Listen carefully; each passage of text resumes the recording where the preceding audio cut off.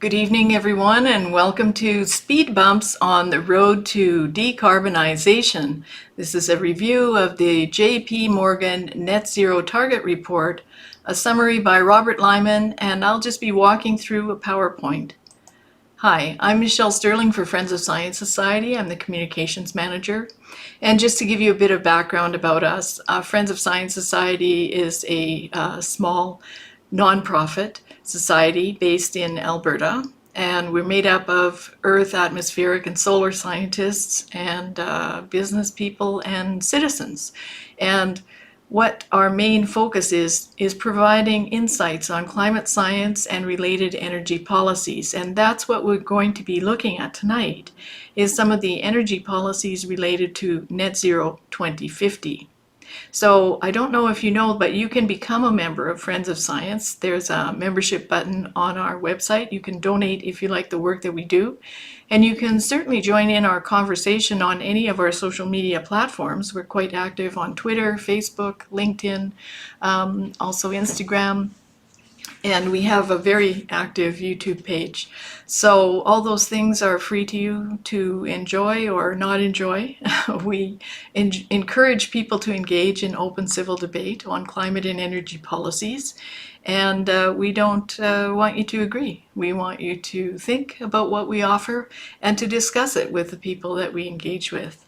So without much further ado, let's get into this presentation here.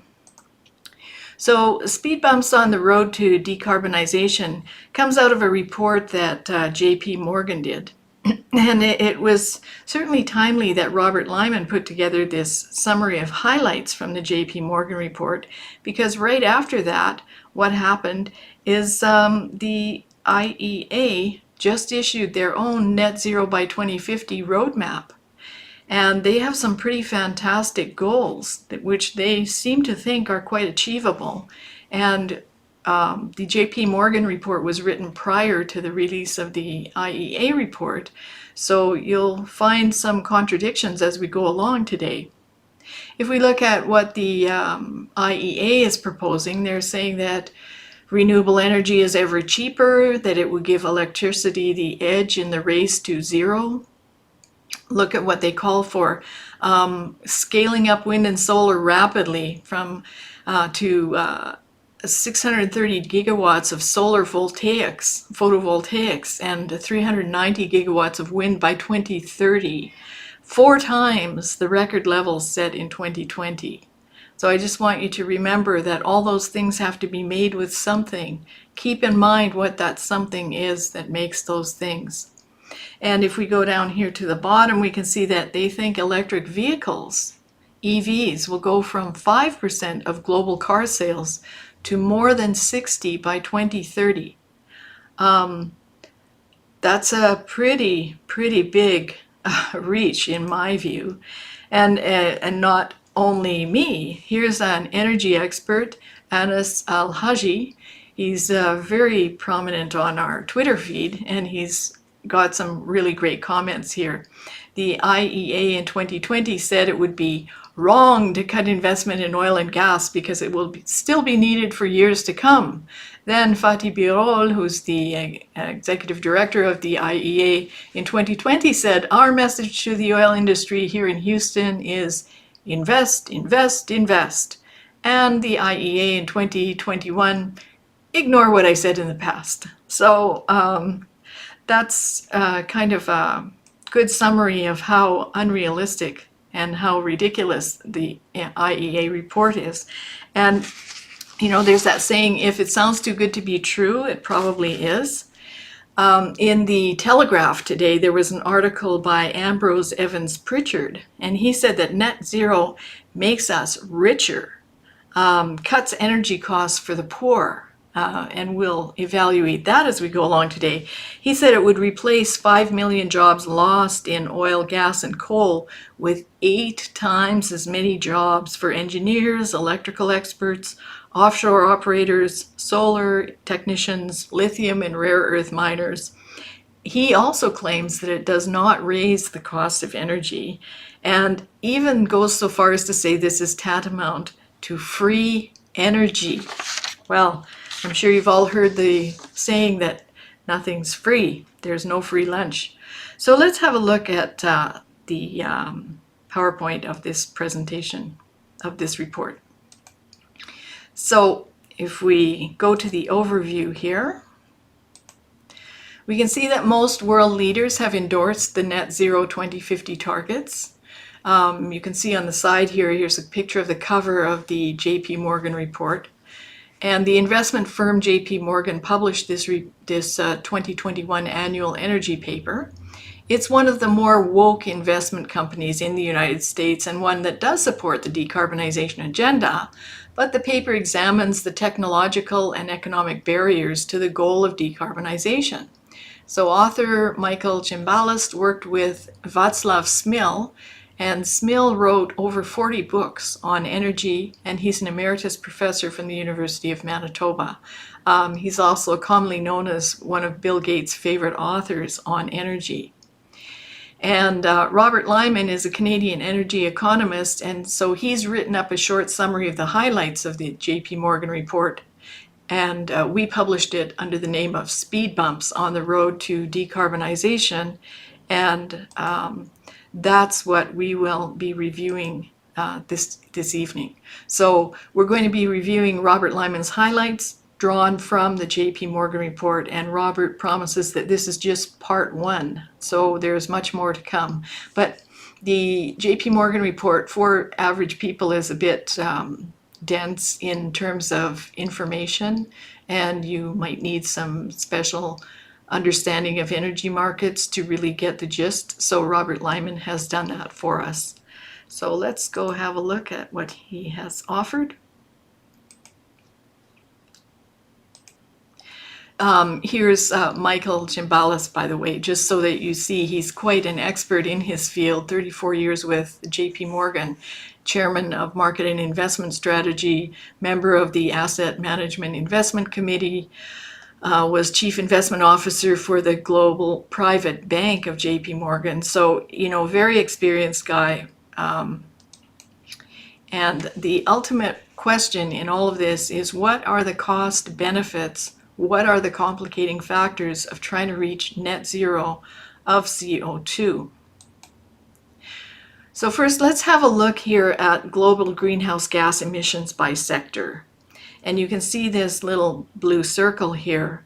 The first section we'll look at is transportation, which is set at about 16.2% of greenhouse gas emissions. So road transport is obviously one of the higher ones here at 11.9. Aviation is actually very small when you consider how many planes there are, or were. There are 4 billion people traveling every year. Aviation is only 1.9 and shipping is only 1.7.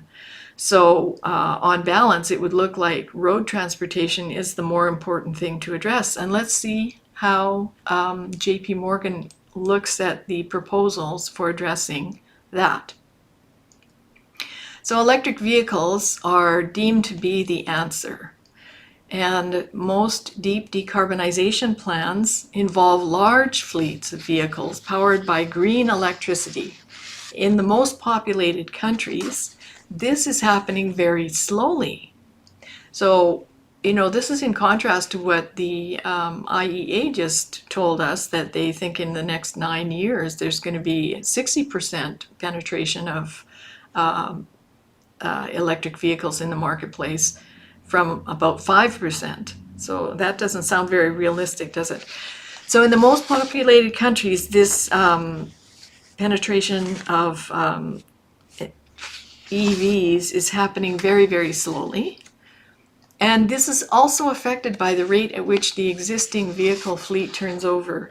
That means, like, when do you get rid of your car? If you just bought a car 5 years ago and now people are telling you, well, you should get an EV, are you going to get rid of it? You might not want to. So in most developed countries, the average lives of light duty vehicles range from 10 to 23 years, or an average of about 12 years in the US market. And of course, in many countries, regulations are being implemented to prevent people from being even able to buy internal combustion engine vehicles. But it's probable that those vehicles then will stay in the market for a longer time if people prefer them. And there's lots of reasons for that. There are many aspects of electric vehicles that are not suited to certain countries, especially Canada. We have quite the extremes of temperature, from plus 40 in summer to minus 40 in winter. The distances here are very long. The population density is low, so it's expensive to install chargers everywhere for a nominal number of cars. And performance in winter, it's very difficult to maintain a charge in an EV compared to an ICE vehicle, especially like diesel vehicles or gas vehicles in winter. They're very reliable for the most part. So let's have a look and see what JP Morgan referred to. So they looked at the price gap as part of the issue. And if you look here, you'll see that for light-duty vehicles, Toyota Camry compared to a Chevy Bolt, the EVs cost 23% more. But in North America, the real comparison is between EVs and SUVs, so suburban utility vehicles. The average price of a composite of EV SUVs is 69% more expensive than a comparable internal combustion engine or ICE vehicle like a Honda CR-V. So SUVs account for 75% of US light-duty sales. So that's very, very significant. And the US market is the single largest transportation sector to decarbonize because they have the highest share of global transport energy consumption, the highest vehicle share of transport energy, the highest number of vehicles per capita, and the lowest public transit usage at 12%, and the lowest gasoline prices, or at least until very recently, of $3.5 per gallon, and the lowest EV market presentation. So for all these reasons, it's quite unrealistic to expect a rapid pace of EV growth in the US market.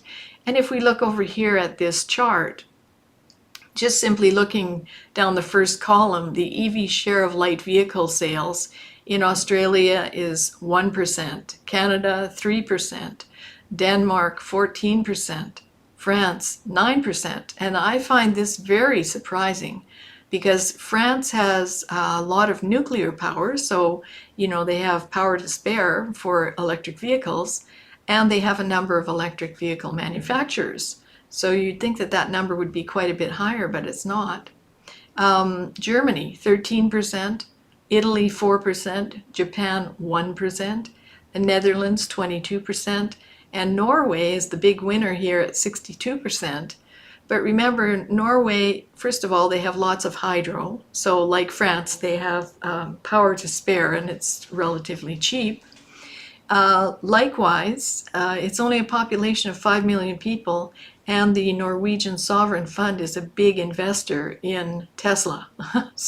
And they also have a very large sovereign fund.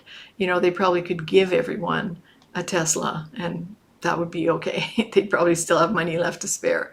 And what else we have here is Sweden. They also run primarily on nuclear and trade hydro with Norway. So again, cheap power and lots of it.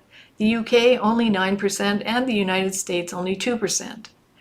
So if we consider the idea that the IEA said electric vehicle sales would go from 5% to 60% in the next 9 years, that doesn't seem actually very realistic to me. Now, let's see what else we have here. So, also as part of the JP Morgan study,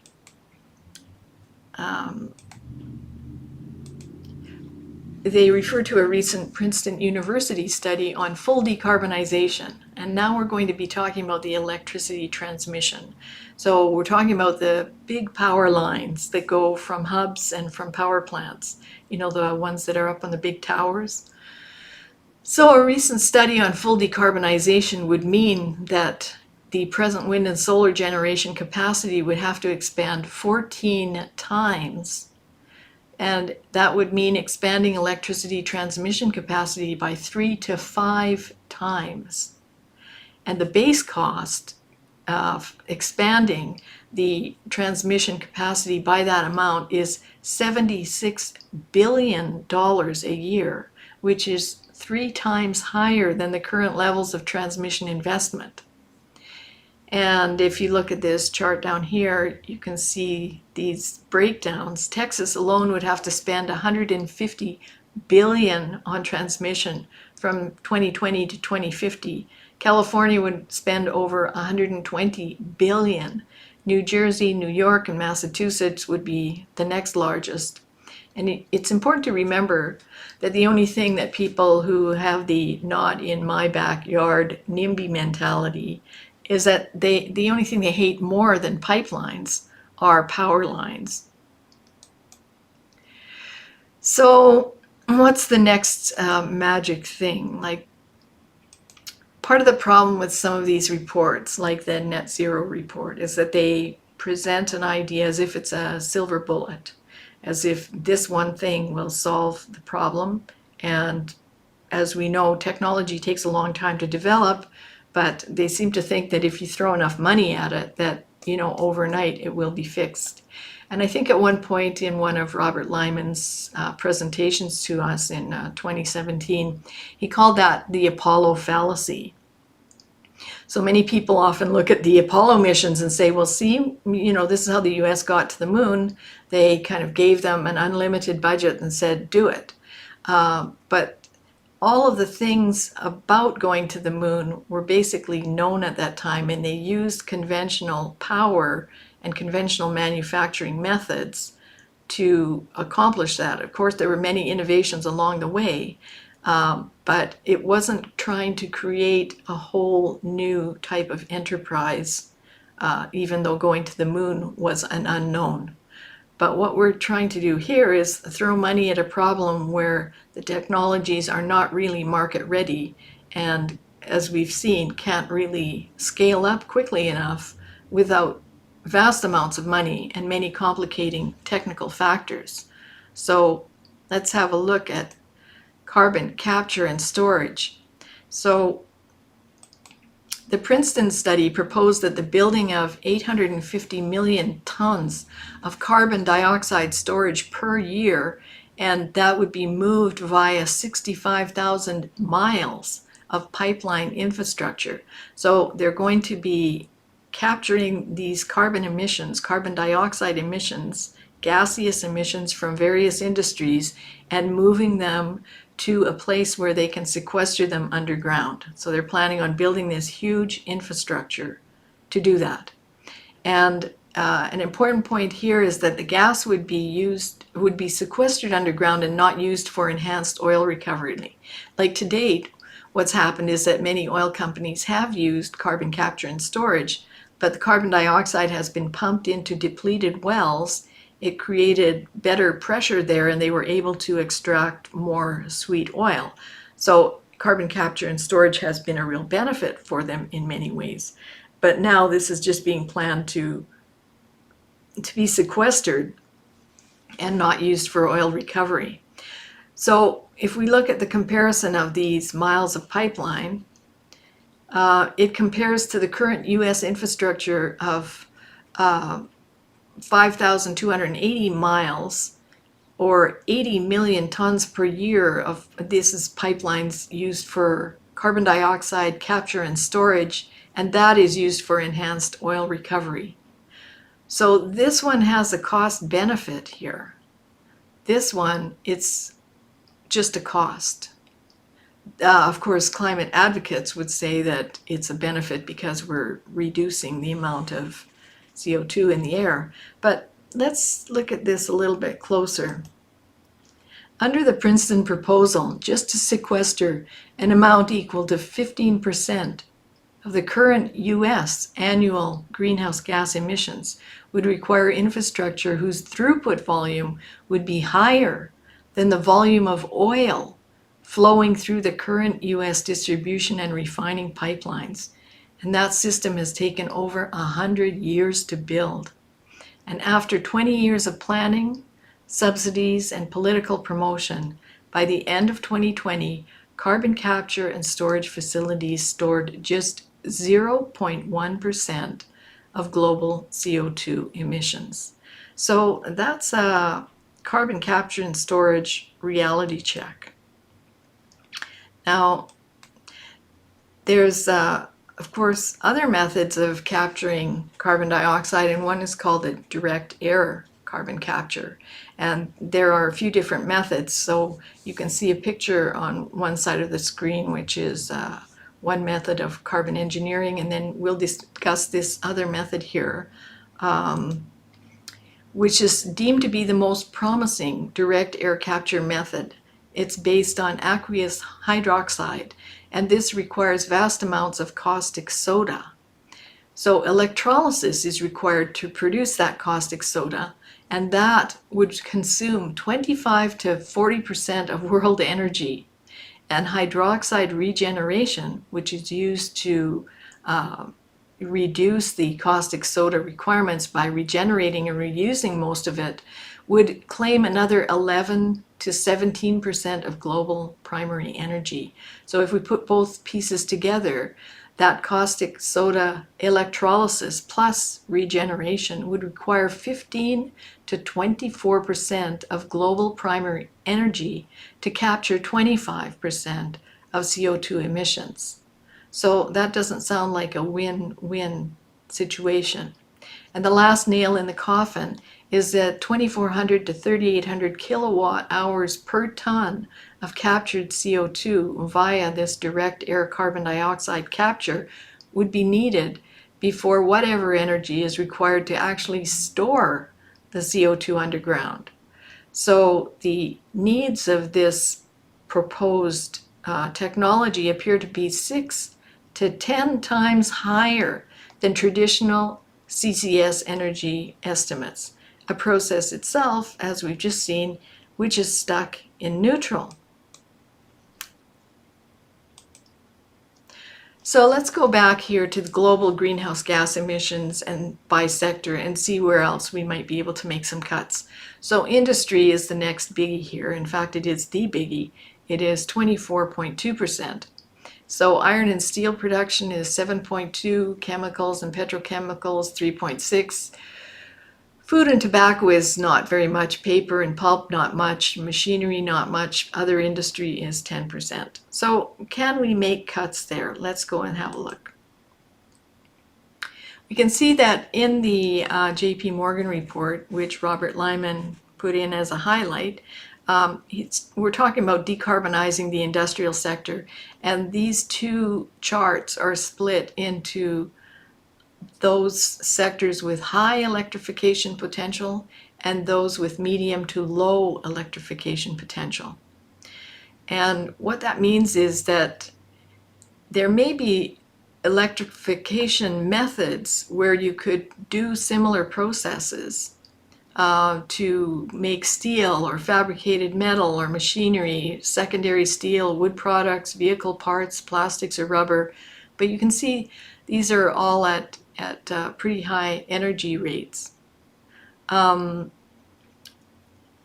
when you look over at the medium to low electrification potential, you find that food and beverages, chemicals, pulp and paper, non-metallic minerals, oil and coal products, the challenge is that low and medium electrification potential sectors use 2.5 times the energy as the high potential. So this sector is already using more energy than those with the highest electrification potential.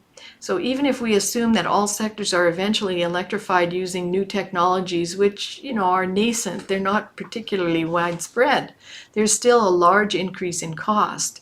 In addition to the upfront switching costs, you'd have to change over all the infrastructure. Industrial companies would face costs per unit of energy that are 3 to 6 times higher for electricity than for direct natural gas. So the cost of every single thing would skyrocket. Electric heating efficiency gains versus combustion could offset part of this cost, but not all of it.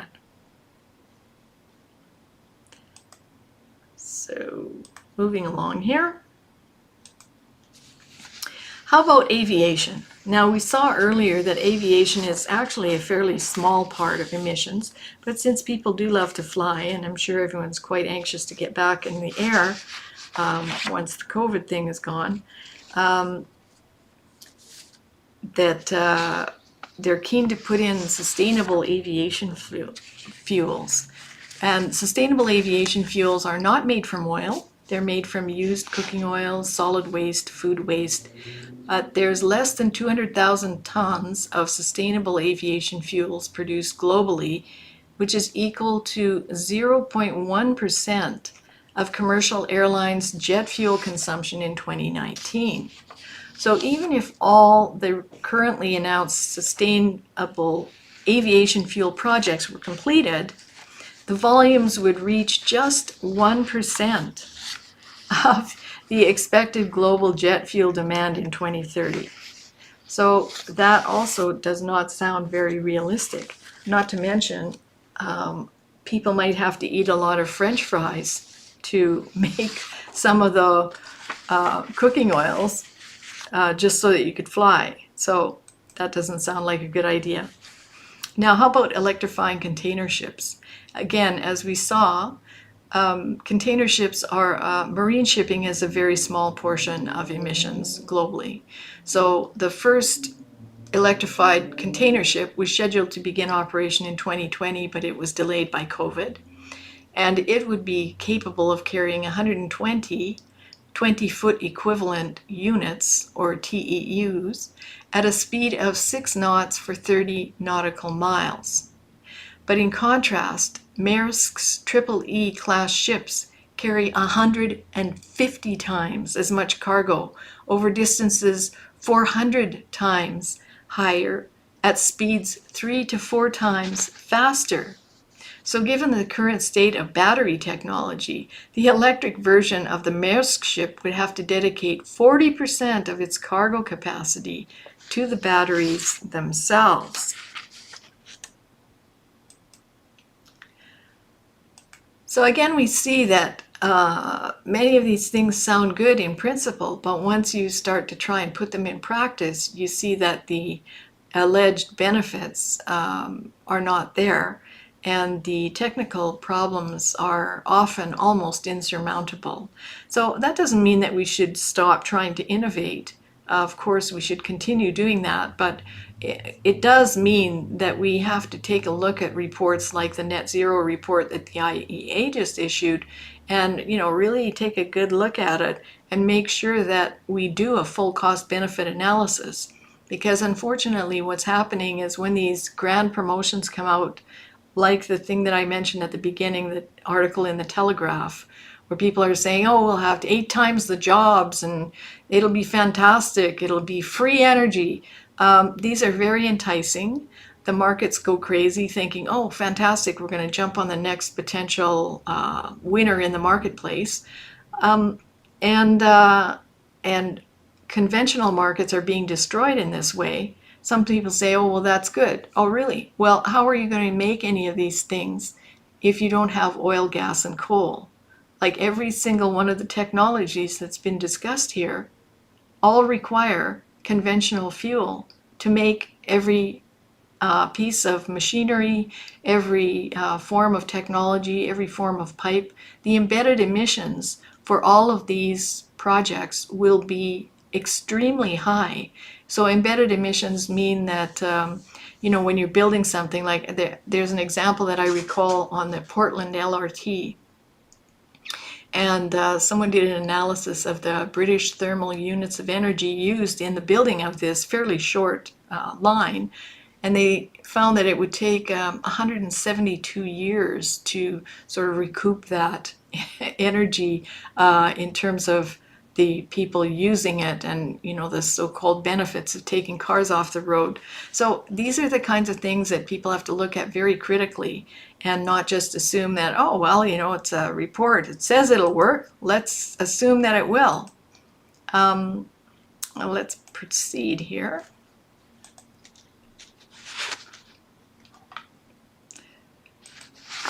So how about converting methane from waste into gas equivalents? And again, this sounds like a great idea. So is methane from waste, or so-called renewable natural gas, RNG, a major alternative to conventional hydrocarbons? It does sound like a good idea to, reuse, recycle kind of thinking. The US RNG volumes are in the range of 200 to 300 million gallons per year. So the National Renewable Energy Laboratory, the NREL, estimates that the potential production of RNG from landfills, agricultural waste, wastewater, and other organic waste could be up to 4.8 billion gasoline gallon equivalents, or GGE. But to put that in context, in 2019, 142 billion gallons of gasoline were consumed in the United States. So thus, RNG could offset about maybe 2.5% of annual US gasoline demand. And this is without considering the undoubtedly much higher costs of the RNG. So in conclusion, the J.P. Morgan 2021 annual energy paper concludes that the direct use of fossil fuels is still the primary mover in the modern world. And as the demise of fossil fuels continues to be prematurely declared by energy futurists, rapid decarbonization is bound to fail for technological, economic, and political reasons. And future parts of this series, which Robert Lyman will be preparing, will expand on the reasons why. So I invite you to read our report. Don't just take my word for granted. I tried to give you a simplified overview, sort of the man on the street kind of insights. But you can read Robert's report and get more detail there, or you can read the J.P. Morgan report. All these materials will be posted on our blog with links to all of these things, we'll include a link to the IEA report, and you can have a gander at that as well. I'd like to remind you that you can join Friends of Science if you like the work that we do and the fact that we're bringing these things forward to the public. Please feel free to donate. Feel free to share our stuff. We are a small group.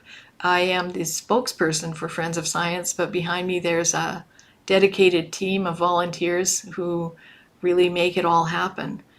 So if you can support us, we'd be very grateful. We'd like to continue bringing you these kinds of insights, and we're very grateful to Robert Lyman for the many contributions that he's made. We've got lots of excellent reports by Robert on our website, on our blog, and referred to in many of our videos. And we've got some short video interviews with Robert Lyman on our YouTube site. So I hope you'll take advantage of the knowledge that he has.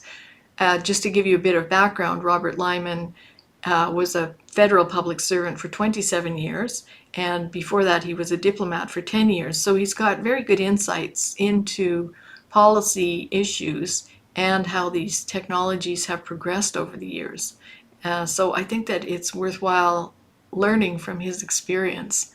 And just before we go to the Q&A part, if you have been sending questions in the chat, or if you have anything you'd like to know a bit more about, let's go back and remember why are we doing this in the first place?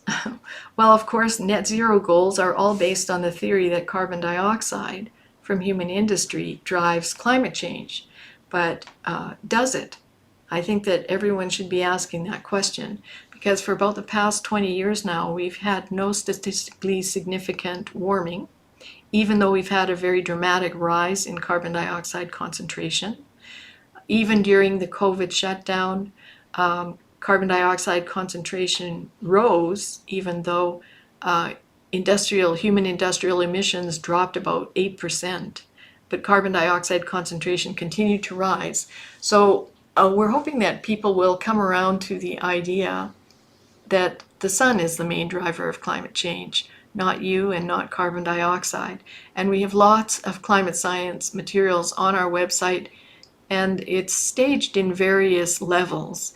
If you're not really scientifically inclined, we invite you to have a look at the interviews that we have on our website. We've got a lot of short interviews with popular speakers like Patrick Moore.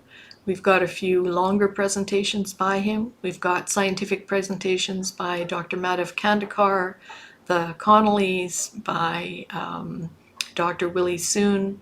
We had a number of scientists that I interviewed at the Porto conference in 2018 from around the world. Quite an international collection there. So I hope that you'll take advantage of those. If you're more scientifically inclined, we have lots of links to scientific papers. And if you do become a member of Friends of Science Society, you will be receiving our bi-weekly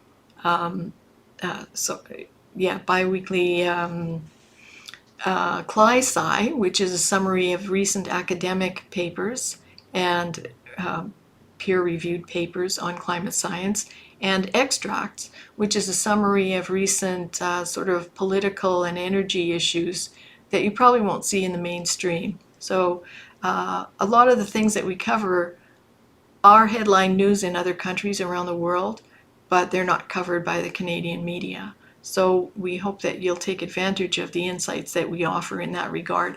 And as a member of Friends of Science, you'll also have access to our online events. And I will make an announcement right now. We are going to be opening up our recent event, which was paywalled, but we're going to be opening up the Dr. Roy Spencer No Climate Emergency and Donna Laframboise Freedom of Speech online video presentations. So you'll be able to access that in the next week or so. And I hope that you'll really enjoy it. So we'll just go to our last slide here. And that is a little bit about us. So we've been doing this for about 18 years. We're actually going into our 19th year now.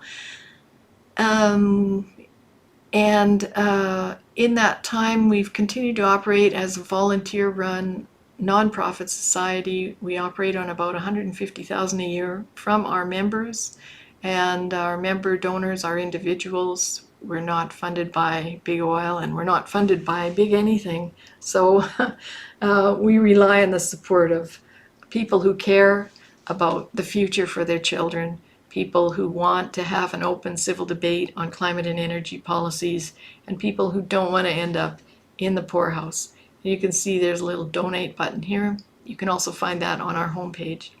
So let's go back here to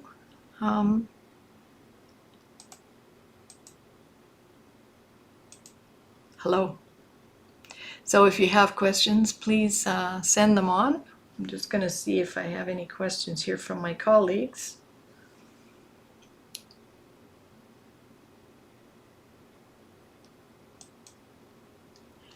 I see we have a number of things here. Linda's just saying that Donna Laframboise has done very interesting research on the IPCC, and that's true. In fact, if you look on our event page, you can see that in 2012, Donna Laframboise was our guest speaker, and she did the whole breakdown of her book on the UN IPCC. And she found that, ironically, World Wild Fund, WWF, which Gerald Butts used to be the president of WWF Canada, or the CEO, they and Greenpeace turned out to be lead authors in the IPCC reports. So they've been highly influenced by these ENGOs, which brings into question the objectivity. And we've also found in the ClimateGate emails, you can find ClimateGate emails where the WWF is telling scientists, like, we don't think that that is going to be spicy enough. You better ratchet it up a little bit more. These are important things to consider, because Governments are setting policy, climate policy, based on what the IPCC tells them. And if the IPCC in turn is being directed by these environmental groups, some of which are proxies for commercial interests, should we be following that advice? Isn't that anti-democratic? They're kind of breaching national sovereignty and effectively jumping the line to get their materials out. I'm just going to check here and see if I've got any incoming. Okay, I don't have any questions yet. Let's see what else. Someone's asking if we're going to Glasgow. I'm not going to Glasgow. The Glasgow is where COP26 is going to be, and that's referring to the Conference of the Parties.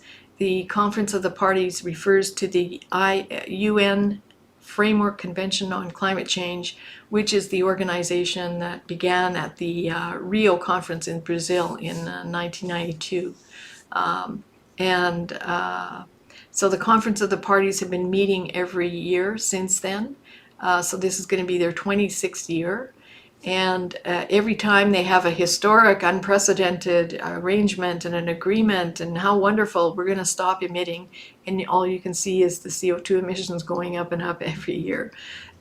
Basically, these arrangements have consisted of a lot of bribes to developing countries.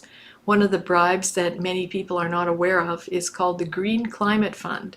The Green Climate Fund was offered to developing nations $100 billion a year, which would be drawn from you people in the West and given without any accountability requirement to these developing nations to allegedly catch up with us. What it really is kind of a recycling plan that money would go to these nations. They in turn would buy renewable technology or various other instruments from Western nations. So it would just be recycling money, but draining it from your pocket. And as we know, the IMF and the World Bank have refused to lend money to projects in developing nations where they could get a coal plant, for instance, like in Africa. And in Africa, Samuel Fafari has written a book called The Urgency of Electrification in Africa. If you can imagine, people there are still living hand to mouth for the most part, very poor electrical infrastructure. And there are a lot of green billionaires who are capitalizing on the poorest people of the earth. They're selling them a solar panel on a kind of a lend-lease program so they can charge their cell phone and have a bit of light at night in their house. All good and well, except the interest rates are astronomical, something like 1,200%. These are the poorest people in the world, and they've also got a turn-off chip in the thing. So if you don't pay your bill on time, they cut you off. Now, wouldn't it be better to build them a coal plant or a gas plant so that they could have, central infrastructure for electricity, they could have pumped water, they could have sanitation like we have in the West. It's really criminal, I think, that they're being denied these opportunities because we in the West are so busy being green.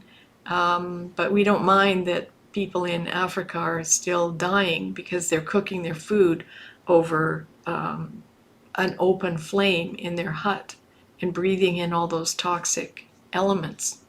So let's see, what else do we have? Yes, if we go to net zero CO2, we will all be dead. Anne Brown just wrote that. Yep, that's true. And, we're actually at a very low rate of carbon dioxide now. Patrick Moore has talked about this a lot. The fact that, historically, carbon dioxide has almost never been this low. And if it goes below 150 parts per million, all the plants will die and so will we.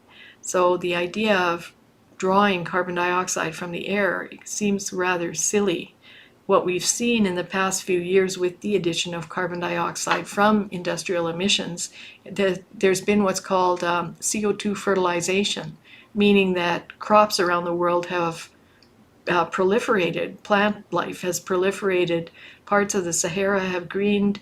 So, there's actually been visible benefit from the enhancement of carbon dioxide.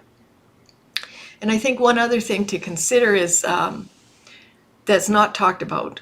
One of the fears of carbon dioxide being in the atmosphere is based on outdated science.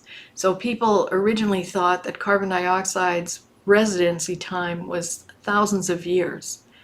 But Dr. Ian Clark has found that the residency time of CO2 in the atmosphere is maybe 4 to 5 years.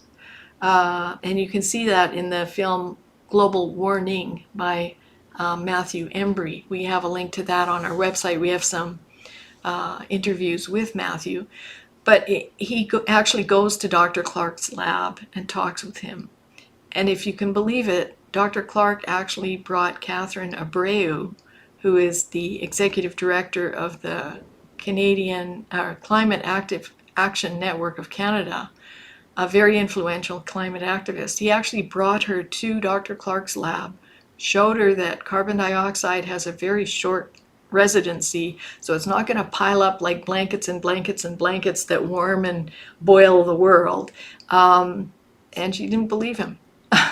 So he's the scientist, she's the activist. Anyway, you should watch the film and see. Matthew did a very good job of making it quite balanced. He has very different points of view in there. What else do we have here? Yes, you'll own nothing and then be hunted. Yeah, someone's talking here about the World Economic Forum's theme of it's 2030, I own nothing and I'm happy. I don't know about that. So, yes, Dick Hanton is saying 9 out of 10 Canadians hear and sadly believe only one side. Well, and you know why? Because we are severely restricted in the media. Basically, most media are participants in what's called the Covering Climate Now campaign, which is done by the Columbia Journalism Review. And actually, you know what? I'm just going to go and get the booklet because I have it here so you can see it. Just hang on.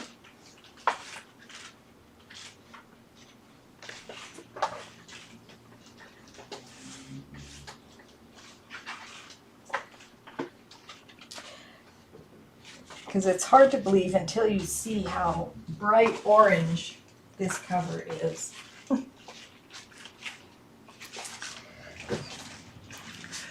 So, Covering Climate Now is a project of Columbia Journalism Review, and that used to be a great journalism school, but now it seems to be one engaged in propaganda. So you can see that they've printed all these pages in bright orange, and they've engaged more than 400 outlets worldwide have joined the Covering Climate Now. Their combined reach is more than 2 billion people. And basically everything that they do is all about the world burning up.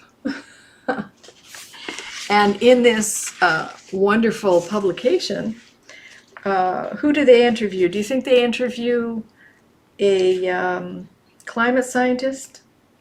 No, they go to the director of Mad Max, and he affirms, where is that? Here. The director of Mad Max tells Kyle Pope how to make climate fear compelling. So this is modern day journalism. Anyway, so anything that we try to put forward is far too rational for mainstream media. Certainly none of the Covering Climate Now people will ever publish our materials. So we're very glad that people do tune into our social media channels and share our materials. Let's see. Climate alarmists behave like they belong to a cult.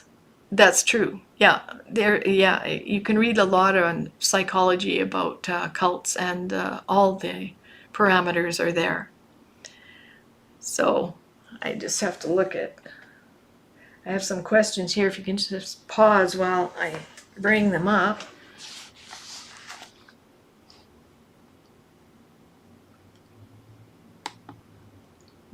Okay.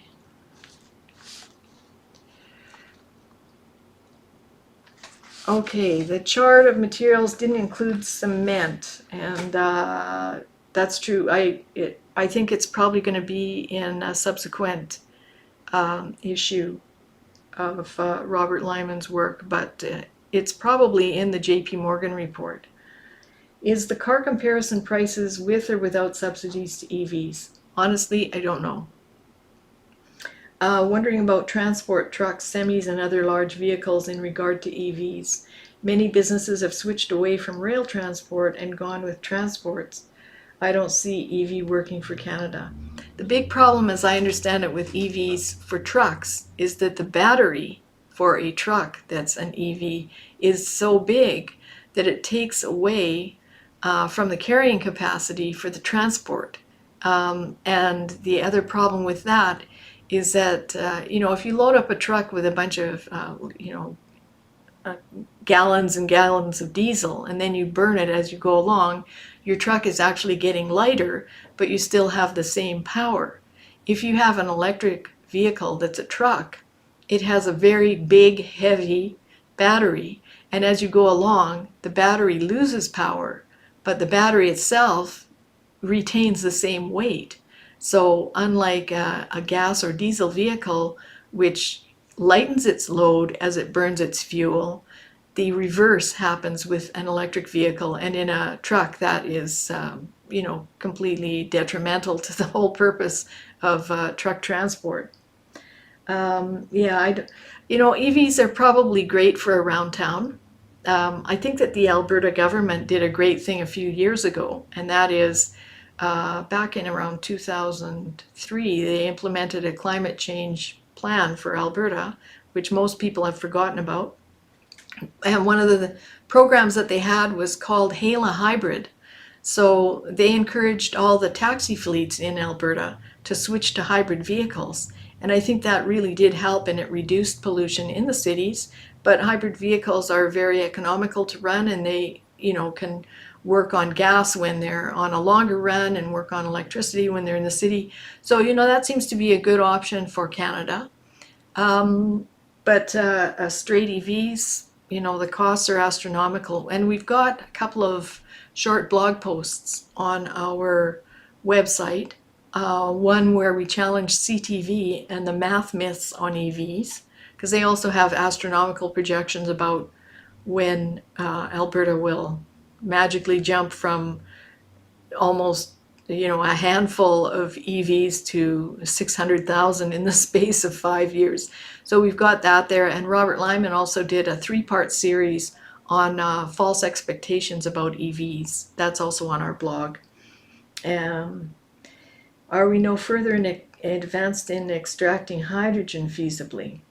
And I know they were starting to make hydrogen cars.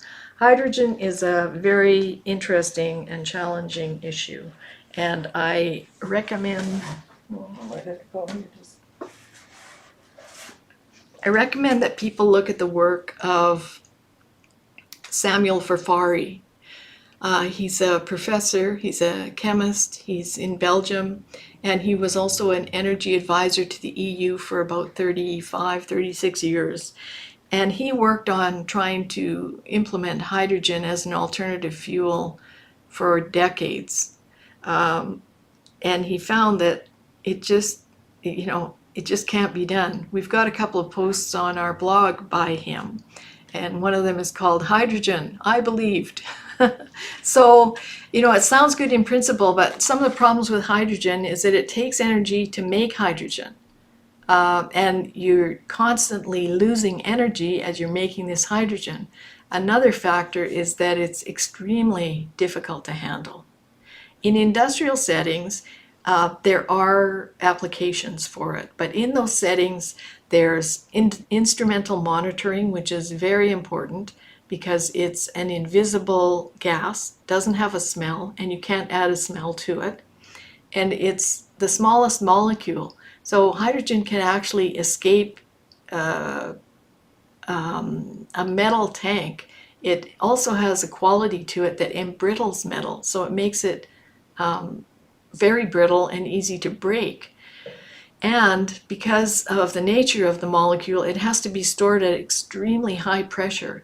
So this is a catastrophe in the making. And add to that the energy required to make it is significantly high. Now, we do need hydrogen and we do need to make it, and we will continue to make it, but probably its application will be for fertilizer and other industrial applications. It is very unlikely, I think it would be extremely dangerous to consider using it to heat homes. It's far more explosive than natural gas. There are some hydrogen fuel cell cars and buses out there. Again, all those factors, the processing of the hydrogen, the storing of it in extremely high pressurized containers, these are not the best suited things for a consumer population. And on a site out of Europe, there's an article called "Pushing Hydrogen Out of the Industrial Use and into the Consumer Market and the Dangers of It." And an engineer goes through and talks about how extremely dangerous this can be. People just don't realize it. And unfortunately, all the venture capital people are now talking about, you see Mark Carney saying, oh, well, we can just move into hydrogen. No, we can't. Not just like that. It's very dangerous, very complicated, and it's a loss of energy. That's actually the biggest thing. I think Professor Fufari puts it this way. He says, using hydrogen to heat homes is like burning Louis Vuitton handbags to keep warm.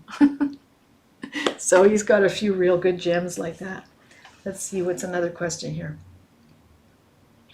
How about floating thermoelectric generators? Okay, you've got me there. I've never heard of that. So, do we have enough water? Well, we have, the Earth is covered in 71% water, oceans, so possibly. Okay, let's see if we have any other questions here. So, is this the kind of information that you want, that you can use? Are there other things that you're interested in from us? Because, we're always happy to get feedback.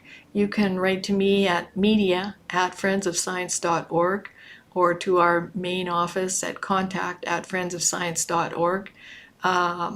We would like to know what kind of things people need to know, and we can also direct you to some of our publications because we've covered most of the territory over the past 19 years. So, we're happy to offer you those resources. Let's see if we have some questions here. Are there any CPC MPs that are aware of the facts? I don't know. It's very difficult with all politicians because we have a set of 4 reports by Robert Lyman on the power of the environmental groups. And I don't know if you've seen them, but they're on our blog, and we can post the link in this same blog so that you can easily find it, the same blog related to this conversation tonight. For instance, between 2000 and 2018, the top 40 environmental groups in Canada, most of which are federally registered charities, had revenues that were 18 times the revenues of all political parties, federal political parties in Canada combined. 18 times. So, imagine that power. And more recently, and these people are being funded by you, by tax subsidies, because they're federally registered charities for the most part. And more recently, under Bill Morneau, these groups were granted the right to use 100% of their revenues for political activities. Before it was limited to 10%. But there was an article by Mark Bloomberg of what's it called? He runs a charity law firm. He deals exclusively on charities issues. I can't remember the name of it. But Mark Bloomberg wrote that under the 10% rule, the various charities in Canada, and this would include all charities, not just the ENGOs, but they would have had $25 billion available to them to spend on political issues. And now the number is astronomical, and you can find out those numbers by reading our reports on the ENGOs. So this is why most politicians, play the green side, because these ENGOs have built up vast empires and networks. They have huge social media followings. They can put up a point-and-click campaign, and boom, within a day or two, they'll have 30, 50,000 people writing their MP and saying, do this, do that. We don't have anything like that, and we don't do that kind of thing. Well, we rely on individuals taking our information to whatever elected official may be out there and expressing their view. They may agree with us, they may disagree. We don't care. We just want people to be informed. So, obviously there are most of the political parties are trying to play along with these environmental groups. But I think really you need to be contacting like the Canada Revenue Agency and asking, why are we funding people who are putting us out of work, especially in Alberta? 100,000 people or more out of work in Alberta because these environmental groups, many of which have been funded from offshore, have waged campaigns against this industry here. And as I pointed out in the presentation tonight, even if the IEA says, oh yes, no more fossil fuels, what are they going to make all their wind farms from? What are they going to make their solar panels from? You need oil, gas, and coal to make any of those things, and you need lots of it.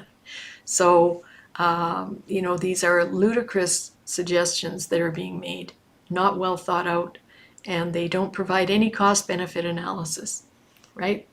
So these ENGOs have been beating the drum for these kinds of projects, clean tech, etc., and never realizing that, in fact, the more clean tech you build, the more oil, gas, and coal you'll use. Now let's see, what else do we have here? Okay. Phil Chambers is saying we're in the latest grand solar minimum already. We'll be needing more cheap energy over the next 25 to 30 years, and modern nuclear reactors are going to be the only wise and practical adaptation. Well, I generally agree with that. We do have a presentation on our blog from Russia. It's Dr. Habibulov Abdusamatov. He's with the Pukalov Observatory in Russia, and he also participates in or leads a very important part of the International Space Station work.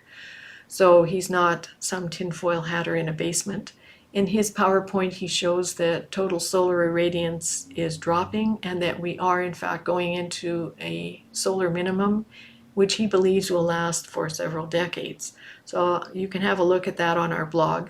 The title is Russian Scientist, I just can't remember the total title, but if you look under Russian Scientist on our blog, it will pop up because that's the only one. What else do we have here? Hello, Texas. It was snowing a bit in Calgary today. Yep, that's right. Oh, we've got a few more questions here. Let me just have a look. Sorry if this isn't as slick. Any advice on how we can get the CPC back on track? Are there any allies in the House of Commons? I think somehow we have to just demand as citizens an open civil debate on climate and energy policies, and not necessarily from any particular party, but in general. And in fact, Jonathan Wilkinson, the Minister of Environment and Climate Change, suggested that in his comments on the CPC climate plan. He said that we need an adult debate. So I think we should take him up on that offer. The only allies in the House of Commons who share a similar view on climate change and the Paris Agreement would be Derek Sloan is one, and of course Maxime Bernier and the People's Party of Canada. They came to their own conclusions. I don't know who provided them with material, but they perhaps knew by looking at the Paris Agreement that it's really an empty agreement, and it would be economically devastating for Canada to go down that road. Do you folks know that Bill Gates has a place near Pemberton, BC that's trying to suck CO2 out of the air? Yes, I don't know where it is, but now you tell me where it is. In the PowerPoint, there was an image of the carbon engineering technology, and that is associated with Bill Gates and David Keith. Are there any CPC MPs that are aware of the facts? I see that Candace Bergen is following you on Twitter. Well, we put our information out there, and it's really up to those members of Parliament who choose to look into it, or you, our audience, to share that information with them, to tell them what you think, to ask them to, reconsider their position. I think a lot of times people go along to get along. I think a lot of politicians also, just like ordinary citizens, they've been lobbied a lot by these environmental groups. And the presentation always sounds very slick. What did we have from this fellow that was in the Telegraph? He just told us that the IEA plans are tantamount to free energy. That sounds fantastic. But is it free? People fall for these lines because some of these activists are very good salespeople. Some of them are very good fear mongers. When people come to you and say, listen, I'm afraid for my children, they're going to die of climate change and it'll be my fault. And that's sort of the whole story that Greta's been telling people. It's hard to get those people to calm down and actually either listen to the facts or explain the facts that they know. Because once they start to explain the facts that they know, then you can discuss it with them. So I think a lot of politicians go along to get along. If you look at Bill C-12, which is the net zero target bill, where they want to set climate accountability so that every 5 years the government has to meet these targets in the Paris Agreement. And by the way, the Paris Agreement is voluntary. If you look at all the parties, we're in agreement with that. Because, it sounds like a good idea. Like the climate activists have said, Canada has missed every one of its targets since the beginning of the COP meetings. That's true. So has every other country in the world. The European Union has, to a certain degree, managed to reduce their emissions. But how do they do that? They moved all their industry offshore. The UK, a lot of industry in the UK moved to China or India. So that's not really removing emissions. It's moving industry and jobs. But it didn't remove any emissions from the atmosphere, but it does make your country look good. So, I don't think people look very deeply into these things and consider the consequences. So the Bill C-12 would be really destructive for Canada. If you want to see more about that, look at the live stream that we did about a month ago. It's posted on our website. I think we did it on April the 15th. But it's called A Cruel and Unusual Punishment. And that's what Bill C-12 and the federal climate policy would impose upon you. Cruel and unusual punishment. And I mean it. So you can read our report as well and see why we say that. What else do we have here?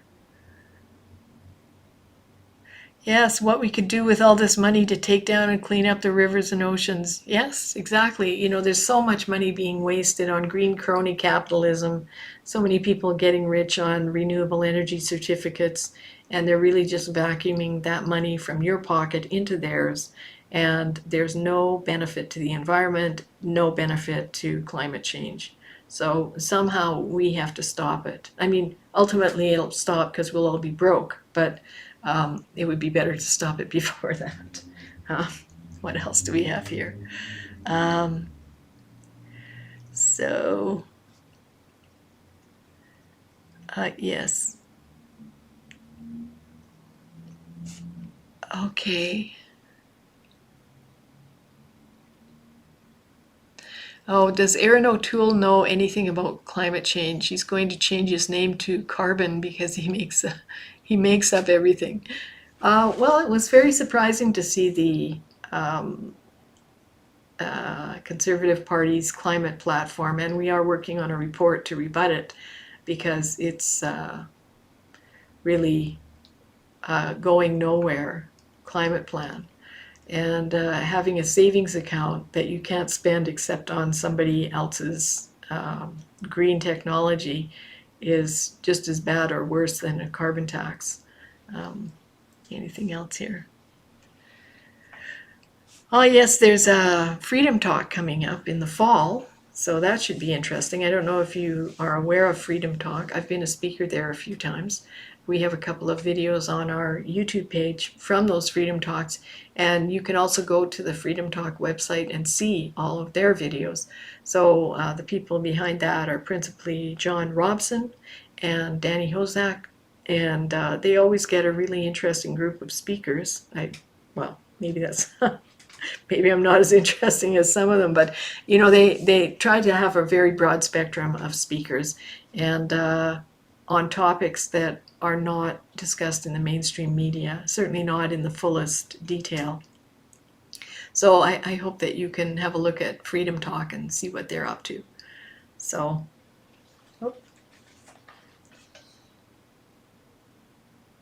okay, great. This is great. We're starting to get some emails from individuals on things that they want to talk about. So I'd be very happy to deal with those.